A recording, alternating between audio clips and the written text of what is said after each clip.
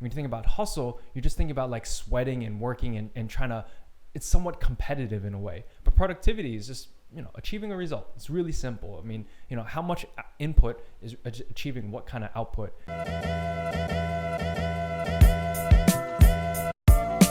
All right, welcome back, everybody. Behind the Grind with Rich Brubaker. Brian Tam. So, last week we talked about burnout. Not my finest moment. Actually, some of my finest moments. Some learning lessons. But it trails off a really interesting conversation lately around kind of grind and hustle and like this new term, hustle porn. Yeah. Where basically like Gary Vaynerchuk and a bunch of others talk about hustle, and they basically create this culture, I'd say, over the last 18 months where if you're not moving fast, if you're not, going without sleep, if you don't have a side hustle, then you're somehow, less than you're not living up to your full potential, and I mean honestly, I've known how well you do it, and how you're on all the time. So I just really want to kind of ask you, like, how do you deal with this? Like, what's your view? Like, do you have to hustle hard to make it, or is that totally overrated? So this is very interesting because I'm just coming out of this book promotion period, or just started, just got it online, and now I have to promote. Get ready for the hustle, right? So yeah, this is I'm really thinking about this topic and how much is really necessary, right? Yeah. I think what's interesting was that in the beginning, when I was starting out, I thought I was hustling. Right, and right when I started, the previously we talked about the first 18 months, I thought I was working hard, but there was a lot more time on YouTube than not. You know what I mean? There was a lot of empty space, right? And so I think, we don't need to talk about hustle. We need to talk about productivity. Okay. We need to talk about getting results. You need to talk, and then what you need to do to get there, that's the topic that is more important, right? So figure out what's driving the result. At the same time, when you're starting out, you don't know what's really driving what, right? And so there's a lot of okay, so let's start off there's a great piece by Casey Neistat where he takes these dominoes and he creates like his day in the life of like how he spends his time, and then Gary Vaynerchuk obviously has his vlog to just show you how hard he's hustling because he'll outwork every one of us, right? And that's why he's successful. Like, do you think that those messages are good messages to be putting out there at their level as they are? All right, I think one of the other key yes. Because on the other hand, the other key message, at least for Gary, is that how much self-awareness do you have, right? Are you, do you really care enough to hustle that hard? Or are you just, following the example of Gary Vee? That's stupid. Don't follow anybody, right? But figure out for yourself, is this really going to move your business forward? Are you really trying to do something that you actually care about? For me, I know I can't sleep if I still have some project on my mind. I just need to work till, sometime, not too late. I don't go too late, but like 1 o'clock in the morning, 2 o'clock in the morning. And then after that, I see the productivity drop and I just need to hit the sack, right? So, paying attention to again, productivity, right? So it doesn't matter how you do it, but how productive are you? And are you being ineffective after a while, right? So that's the key to it. But I know at the same time, I like working basically 7 days a week, but not 8 hours every day. Right. Sometimes it's 12 and sometimes it's 3 and sometimes it's 2. Right. But typically I need to keep that pace, because when I get out of sync, or when I take a day off or 2 days off or 3 days off, God forbid, my mind just like, where am I starting from? I lose all the momentum that I have. And so, again, it's productivity. It's figuring out what makes it work for me. So what's the difference between hustle and productivity for you then? I think hustle is just working hard, and it's the delusional kind of like myth of the entrepreneur. It's that stereotype that I think isn't always so positive. So when you think about productivity, you think about the result. When you think about hustle, you're just thinking about like sweating and working and trying to, it's somewhat competitive in a way. But productivity is just, achieving a result. It's really simple. I mean, how much input is achieving what kind of output. And that kind of frame is, it's a little bit less emotional. The hustle has this kind of like heroic mystique to it, right? And you need that in bits and pieces. We all need our motivation. I think there's nothing wrong with motivation, but hustle is that like perverse sense of motivation. You know what I mean? So it's almost like it's motion without traction. Yeah. In a sense. Right. Now, should you be espousing the need for hustle when you're in the hustle? Right. Yes. Or should it be like Absolutely. Gary Vee, who's like, Absolutely. no, you're not going to get here right. unless you hustle. Right. I think the way he says that is just a technique to get people to work a little harder. Because the bottom line is most people are lazy. Bottom line, right? I mean, I was lazy. I know I didn't give a shit about my job. I know I could have worked an extra hour or 2 or 3 or 4 or 5 or 6, right? Each day. Right. And that's the question. Like, what are you spending your time on? Productivity. What are you spending the time on? Are you doing something that is going to enrich your own education? That's productive, right? Are you doing something to move your business, like creating a new product for your business? That's productive, right? Are you training somebody on your team? That's productive, right? Are you going out to network and create a new sale? That's productive, right? But so then what's hustle? If you were to use those examples, what would be hustle then? I think hustle is just going out without thinking too much about the result. So, it's necessary to a certain extent to go out to networking events. You don't know if you're going to get a sale there. You probably won't, right? In other ways, you're going to produce a piece of marketing. You don't know if any of this is going to lead to anything, right? So overdoing that and losing sight of what that result is, that's the overdoing of it, the fetishizing of it. That's the hustle porn. I think that's where it gets perverse, right? And then, so then in your mind, like, what's the downside of hustling then? If like hustle porn is now this negative word. So I don't know if you saw that episode, right? But, I haven't been watching YouTube for a while. Burnout, goddammit. Last week, we'll put it right here in the middle for you. So that's the downside of it. I mean, when you're not self-aware to know if you're really if it's being healthy, if you are being productive, right? Because I mean, if you're just hustling, you're wasting time in some ways, right? If you're doing that to that perverse sense, and again, I'm saying that when it gets perverse, when it gets blown out of proportion, when you're hyping it up, I think that's the problem. So. But what if you're not hyping it? What if you're like the most amazing unicorn, and you're just hustling to get everyone to understand, like, you're not this watching is not this, a rhino. You're not watching this. Okay. Right? You shouldn't be watching this. You shouldn't be watching this. If you think you are, you're not watching. You shouldn't be watching this. You should be getting back to work, right? And so that I think there's an illusion there that you or whoever has to work through to see, like, get back to reality, get back to the facts. What are your hours like? How many of those are actually productive? I think. Audit your freaking calendar right now. Look at your calendar. That's what I do from time to time. I look at my own calendar and I see which blocks was used for what. Right? And I see what did I get out of that, right? And to be fair, you don't have to look at last week. You can look at a month ago, right? Because by then you should see some sort of result from that, right? It's or lack of. And 99% or 90%, whatever it is for every individual, you're going to see what that ratio is, right? And you can.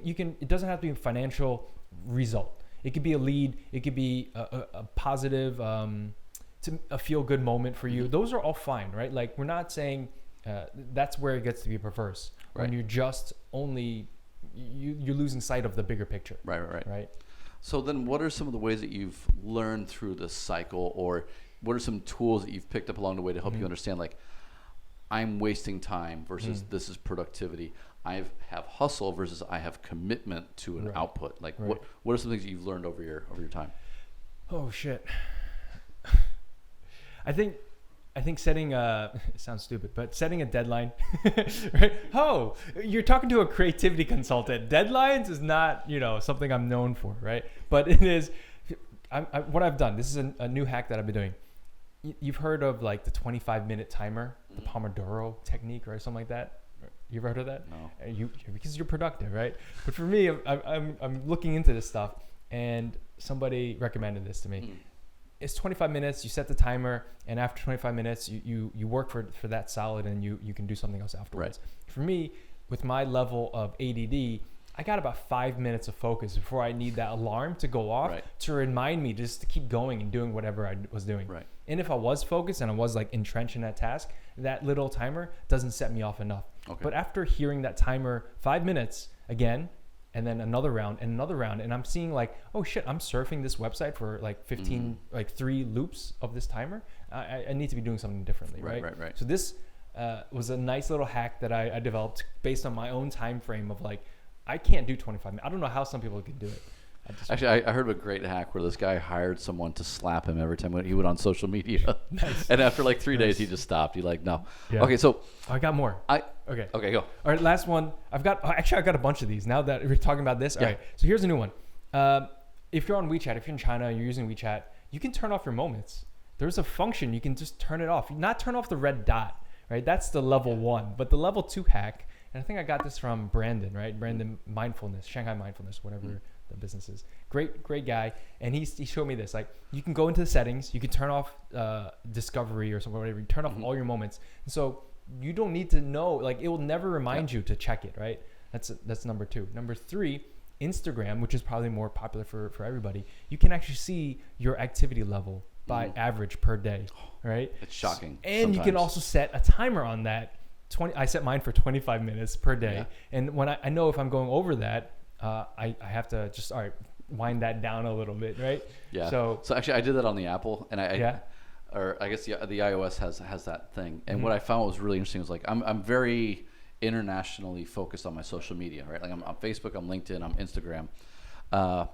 Those are like fractions of the time that I spend on WeChat, and I spend 0 minutes on moments on WeChat. I realize like I will spend 2 hours a day texting people back and forth on WeChat or looking at what they're sending me. Yeah. It's just wasted time. And actually what I do is I shut off notifications for everything. Yeah. So even when I open up my phone now, it doesn't have like Facebook 5. Like it doesn't tell me, like I have no idea until I open it up. And it has helped. Sometimes it kind of creates a little bit more curiosity. It gets you back into the control mode though. So you can know like, all right, I am saying this, at least now I have nothing to do. I'm going to click into Facebook or whatever, LinkedIn or whatever it is, right? So it's so much more beneficial. How effective is that over time though? Like old habits die hard, right? Like, can you keep it off? Self-awareness is still number 1, right? That's no lie. I think that's the ultimate. And so while these techniques can help you in the short term, in the long term, you still need to build up the mental habits, right? And build out the system so that you can maintain that over a period of time. In the beginning, it's a great way to kind of stop it for a period of time, but it's really self-control. If you were to think about it, when do you find yourself more likely to slip into unproductive time? Like, is it a place? Is it a time of day? Is it like something happening around you? Like, are there things that like it regularly just brings you back to your phone and you just start thumbing through it? I mean, when I'm bored, when I'm waiting for something to load, I know I will just like all Control T, Control F, and like Facebook pops up like so quick. I can do that in like 2 seconds, right? It's like super fast.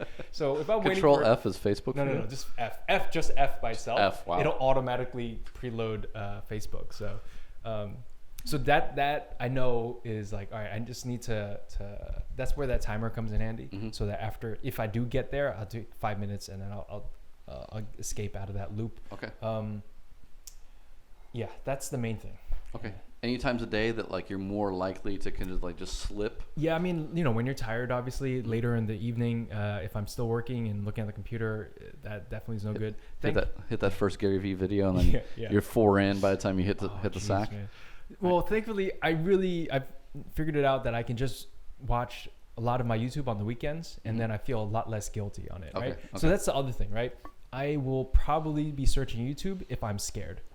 Okay. Right? So if I know I got to write a proposal or I got to develop something, I know this is my coping mechanism to like not do it. It's procrastination, right? One-on-one, right? So I'm trying to, it's a great question to like rewind and rework.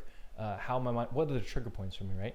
That definitely is it. And then when I know I'm searching, like I shouldn't be doing this, right? That self-awareness thing. When that is when I kick back into self-awareness, then I say, okay, just face it. There's no way to avoid it. And most of the time, producing something feels so much better than searching on YouTube or like whatever, surfing on YouTube.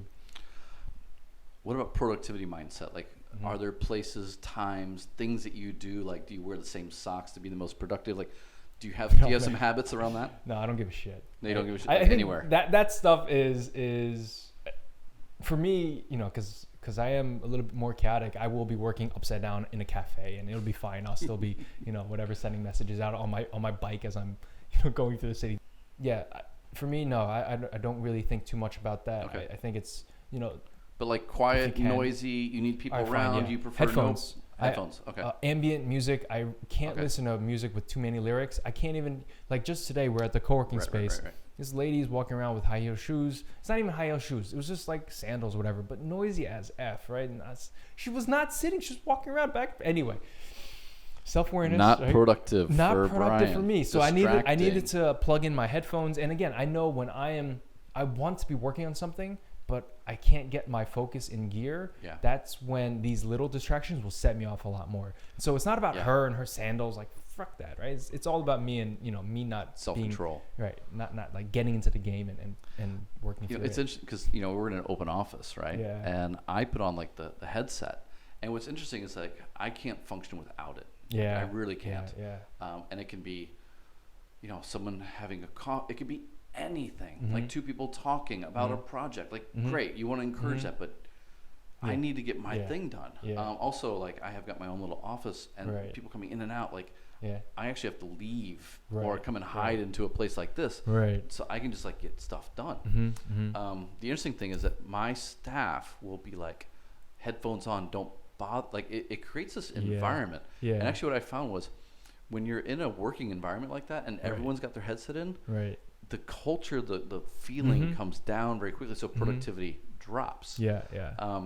So I'm just wondering, how productive can you be for how long before you need to take that energy back up and like go and refresh? Like, do you go for a walk? What do you do? Yeah, I mean, I'm pretty good because of that ADD again. That I'll just be constantly in motion, right? And so if I need to work, I'm not there. Okay. Right. Because my team doesn't have the same problem as me. Right. They can work, they can focus, and all that kind of stuff. But then when I'm there, I'll just try to create some atmosphere, right? Or just observe what atmosphere there is and tweak if it's necessary. But they're pretty good, So final question: What's your inbox look like? How many emails you got? I'm at zero.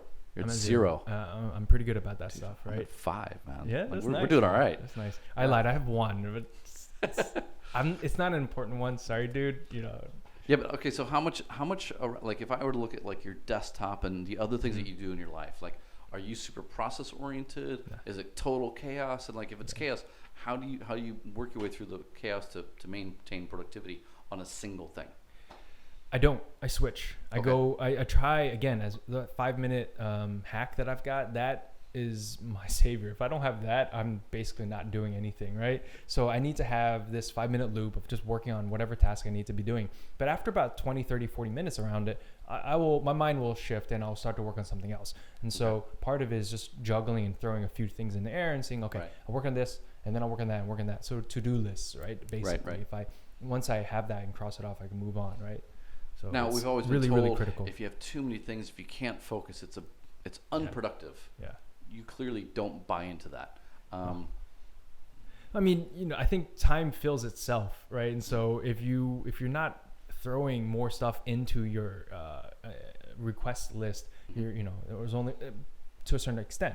At the other side of it, if you realize, again, self-awareness, if you're not producing something that you think to the quality that you like or you expect for yourself, then that's a problem, right? Right. So that just going through and checking your own work and seeing if you're really doing what you want to be doing.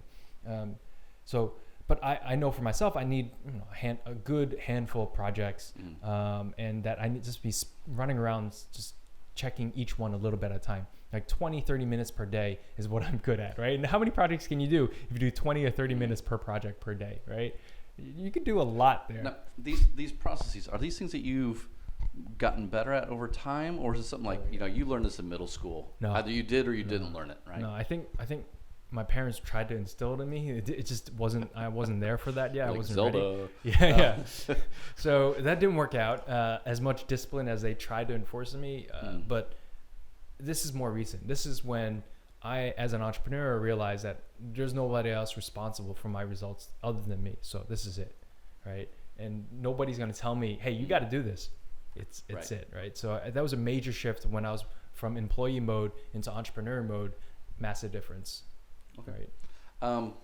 Got some entrepreneurs, new entrepreneurs in there, like what are a couple quick tips you give them on understanding, like, you know, what is productivity for them, what is hustle, and like how to improve upon the process over time? Yeah, I think the main thing is looking at what is your goal first. I mean, it's always look at what is your goal, and not just in today or you know, next week, but thinking about 2 years from now, 3 years from now. Because once you have that macro picture, you can start to compare back to what the tasks are at hand today. And if those things don't map together in somewhat of a linear way, right? If you're going like, if I just do this, this, and this, and this, and that'll lead back to my macro goal, you're probably doing something wrong, right? And so you can be indirect, but thinking about those two questions, right? In the 3-year time span, 5-year time span, where do you want to be? How do you want to get there? And what is that really going to look like for you? Then work backwards to see in the next couple hours or next couple weeks and then hours, what can you be doing to being productive, right? I think that's so simple, but so underrated still. Yeah. Still so underrated. People don't do it. Like, some people are just really good at the task at hand and knowing what being productive about that, but not really knowing where is this leading to, right? And some people are just delusional about the 5-year goal, but not doing anything about it. I think the entrepreneur has to tie those two together. You won't survive otherwise. Yeah, I mean, you know, there's definitely an ebb and flow, because if you think about it, you got a project that's due, and actually what we find is an external client-driven project. Timelines are easy to keep. When it's our own little research, deadline pass, deadline pass, and that's true as a team, as true as individuals, right? I'll start my diet on Monday. Like, that's a really common thing. Like, at some point you realize, like, time is the valuable asset, so you have to get productive so you can get through that task. And I certainly think that I've gotten a little bit better as I've gotten older, and I learned how to, I realize, like, my clock's kind of running out at some point. Like, you're not 22 anymore. Yeah, I've been reminded. Right? Even I've been reminded. Yeah. That gray hair.